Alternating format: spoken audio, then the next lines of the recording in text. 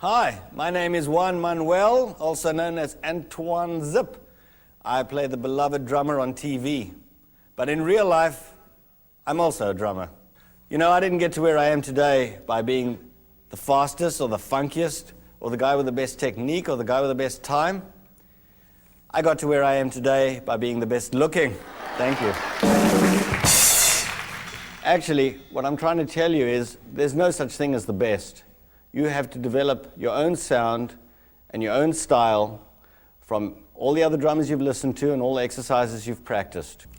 I think the highest compliment a drummer can be paid is when someone says that he or she has a good feel. Because that person is saying that the drummer made the music feel good, made the other musicians feel good, made the audience feel good. The point of this whole video is to say always go for the feel first. No matter what kind of music you're playing or what level you play at, the feel is the most important thing. And as Duke Ellington said, don't mean a thing if it ain't got the schwing. The second point is that music dictates what you can play to create that feel.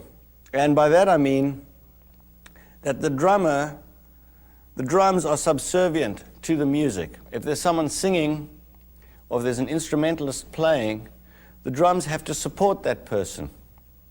So let the music guide you and tell you what it is that you have to play. The third point is that all music is related.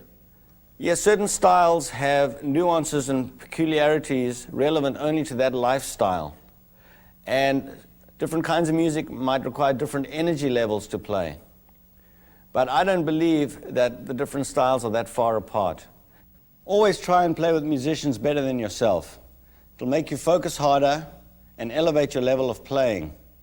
Good musicians already have their own style and sound, so that can make your own playing more defined. When you're working on a song with a band, if you're having trouble with the time, I suggest that you go into your practice room with a metronome and play along with the metronome, sing the song to yourself. And you'll see how the verse relates to the chorus. And you may get a fright how different the sections feel, but the metronome will be keeping you exactly in time. So practice the song that way a few times so that you feel the relationship of the whole song to the metronome, and then try it with the band. And I think the result will be a much more consistent feel throughout the song.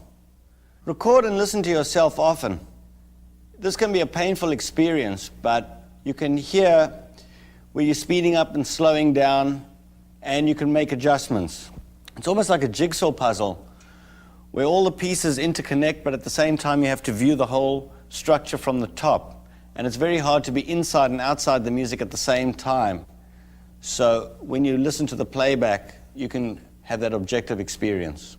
When counting off a song, make sure that you have the tempo set in your mind before you start clicking your sticks. And in the studio, sometimes it's good to play a bit of the song, and then you stop the song and then immediately count it off. And that'll ensure a positive feel right from the downbeat. Always try and get the drums sounding good where you're sitting.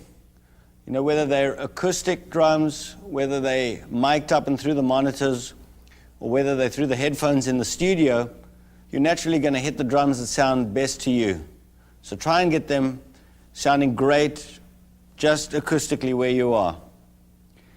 The way that I tune the drums is I have a medium tension on the top, and the bottom heads are slightly tighter because they're the resonant heads. But I prefer an open tom sound and a good crack from the snare.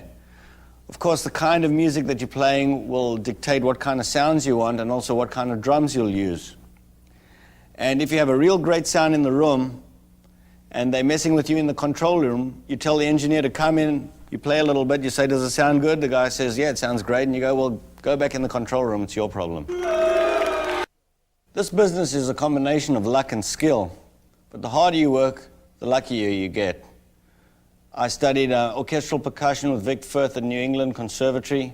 I did a lot of weddings and bar mitzvahs. I carried my drums on the train. I carried Hammond organs up 5 flights. I played clubs till all hours of the morning. And by the time I did the show, I toured the US, Japan, and Europe.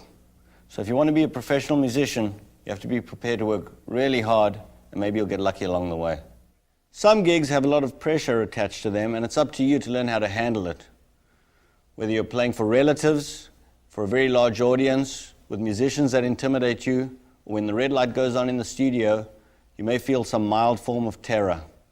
Remember that one gig probably won't make or break you. You have to perform well over time. So keep relaxed, focus on one song at a time, breathe, do yoga exercises, stretching exercises, but just face the fear head on, embrace it, and come through the other side. That's the best remedy of all. Pick up another instrument. Piano is real good because you've got independence, you've got harmony, you've got bass lines, you've got lead lines. And the more you can hear in the music, the more you can contribute to it. And if you start making writing contributions, you can get some royalty payments that'll be a lot more than just playing on the song. I recommend getting a good teacher and working through the vast range of exercises available today. A teacher can give you shortcuts and can give you the building blocks to develop your technique very quickly with dedicated practice.